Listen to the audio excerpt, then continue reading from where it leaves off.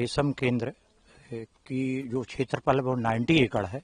इस 90 एकड़ में 43 एकड़ में मलबरी का प्लांटेशन है, 44 एकड़ में टसर प्लांटेशन है। शेष जो लैंड है 7 एकड़, इसके ऊपर रोड और जो रेयरिंग भवन्स हैं उनका निर्माण किया गया है। इस तरह 90 एकड़ जो जमीन है वो मध्य प्रदेश शासन के जिला नर्मदापुरम द्वारा 2010-11 में शासन द्वारा रेशम विभाग को प्रदाय की गई थी। इस जमीन पर डिपार्टमेंट द्वारा जो प्लांटेशन किया गया है और प्लांटेशन करने के उपरांत यहाँ पर जो हितग्राही हैं, हितग्राही सेंस मेरा स्वावलंबन योजना के तहत है, शासन के द्वारा उनको ये केंद्र बना के दिया गया और बनाने के उपरांत इन लोगों को एक स्वरोजगार के तहत रेशम की खेती से जोड़ा गया।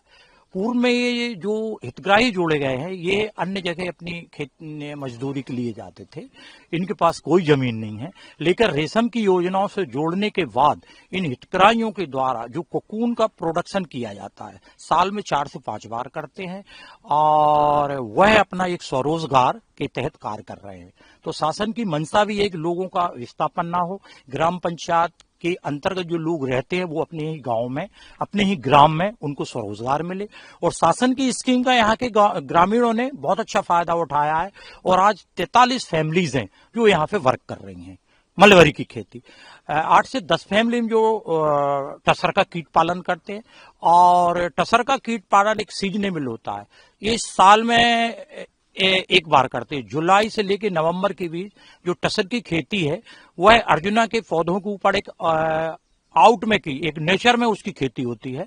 और मलबरी की जो खेती होती है, जो मलबरी ककून बनता है, जो सहतूत के पत्ती है, पत्ती को खिला के ही उसको बनाया जाता है, वो इंडोर रेयरिंग होती है, जिसके लिए शासन के द्वारा यहाँ पर जो कृमि पालन भवन कहलाते हैं और अन्य उपकरण हैं वो भी शासन के द्वारा इन हितग्राहियों को निःशुल्क दिए गए। सिंचाई के लिए यहाँ पर 14 ट्यूबवेल्स हैं, स्प्रिंकलर्स हैं, अंडरग्राउंड सिंचाई की वाटर लाइन है, जिससे वह लोग अपनी इस खेती के सहतूत के पौधों की सिंचाई करते हैं। सिंचाई के उपरांत ही साल में ये अपना 5 टाइम्स कृमि पालन कार्य करते। और एक सहतूत की ये ऐसा रहता है कि एक बार इस पौधे को काटा जाता है, उसके बाद ये पौधा अपनी 45 से 60 दिन के अंतर्गत ये पुनः अपनी 2.5 से 3 फीट इसकी लंबाई हो जाती है, बड़ा हो जाता है। फिर उस पौधे को काट के वर्म्स को ये जो हितग्राही हैं वो अपने वंश को खिलाते हैं।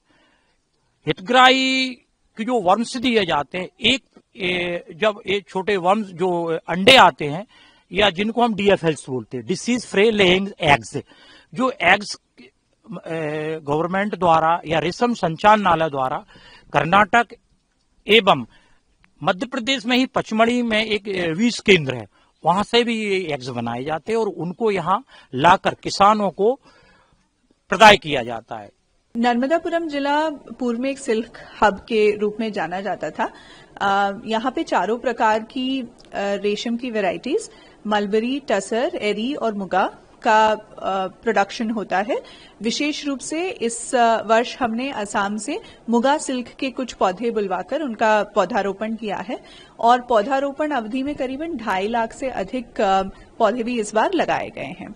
इसके अतिरिक्त हमने जो एक विशेष प्रोजेक्ट इस बार प्रारंभ किया है वो है फार्म टू फैब्रिक प्रोजेक्ट। तो कल्टीवेशन से लेके कोकून प्रोडक्शन से लेके और रेयरिंग और रीलिंग, थ्रेड बनाने की कार्यवाही, यार्न बनाने की कार्यवाही से लेकर अब फैब्रिक और फाइनल डिजाइन के साथ साड़ी का भी यहाँ पर निर्माण हो रहा है।